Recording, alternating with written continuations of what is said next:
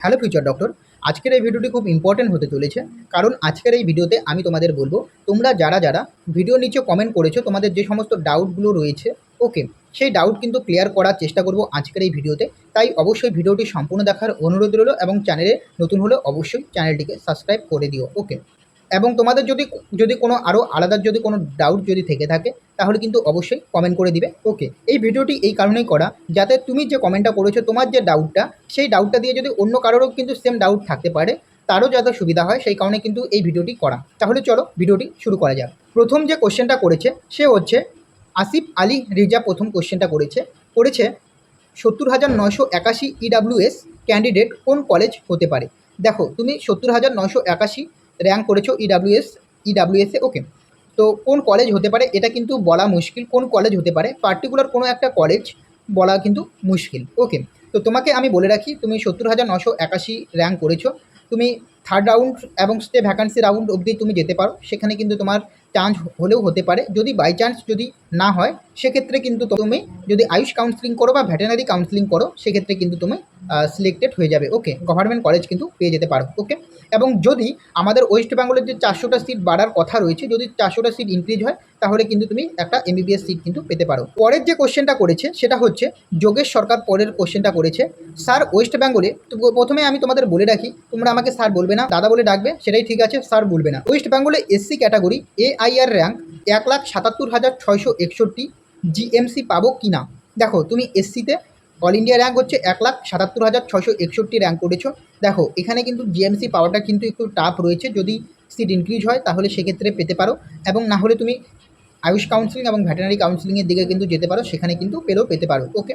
পরের যে কোশ্চেনটি করেছে সেটা হচ্ছে সন্দীপ পাল। পরের কোশ্চেনটি করেছে হচ্ছে সন্দীপ পাল যে কোশ্চেনটি করেছে যে দাদা আমাদের MCC counselling second round MCC counselling কবে থেকে স্টার্ট হবে। দেখো, সেকেন্ড রাউন্ড যে এমসিসি কাউন্সিলিং সেটা কিন্তু 29 তারিখ থেকে হওয়ার কথা ছিল, বাট 29 তারিখ থেকে কিন্তু এখনও স্টার্ট হয়নি। 29 তারিখ থেকে স্টার্ট হয়নি, সেকেন্ড রাউন্ড কাউন্সিলিংটা ডিলে রয়েছে।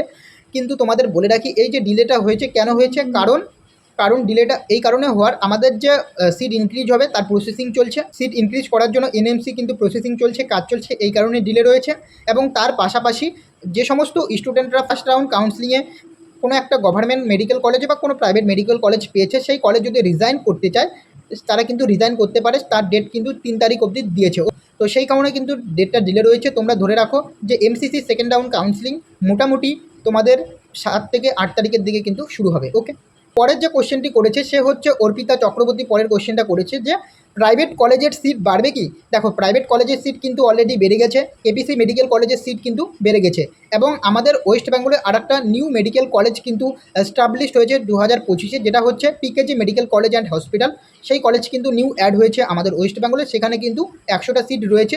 এই দুটো মিলে কিন্তু টোটাল 150টা সিট কিন্তু আমাদের ওয়েস্ট বেঙ্গলে ইনক্রিজ হয়েছে বলতে পারো। একটা নিউ কলেজ যেটা রয়েছে সেখানে 100টা সিট, এবং কেপিসি মেডিকেল কলেজে আগে 200টা সিট ছিল, এখন 50টা সিট ইনক্রিজ হয়ে সেটা কিন্তু 250টা সিট কিন্তু হয়েছে।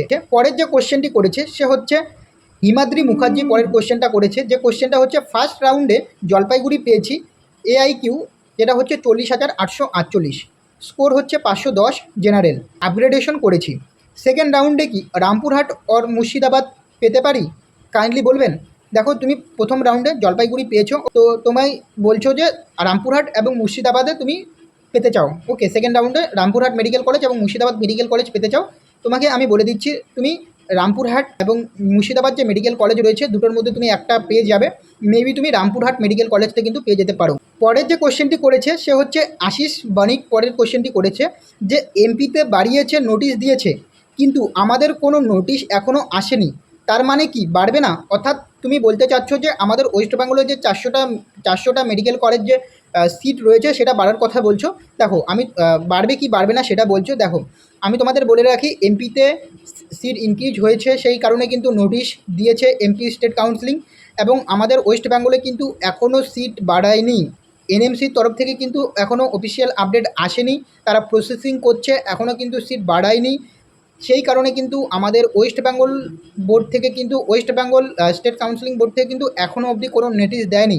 যদি আমাদের ওয়েস্ট বেঙ্গলে যদি সিট ইনক্রিজ করে তাহলে কিন্তু অবশ্যই নোটিশ দিবে, কিন্তু একটা হাই চান্স রয়েছে আমাদের ওয়েস্ট বেঙ্গলে যে সমস্ত গভর্নমেন্ট মেডিকেল কলেজগুলি রয়েছে সেই সমস্ত মেডিকেল কলেজে কিন্তু একটা সিট বাড়ানোর চান্স রয়েছে। তো যদি সিট বেড়ে যায় তাহলে কিন্তু অবশ্যই তোমাদের নোটিশ দেওয়া হবে।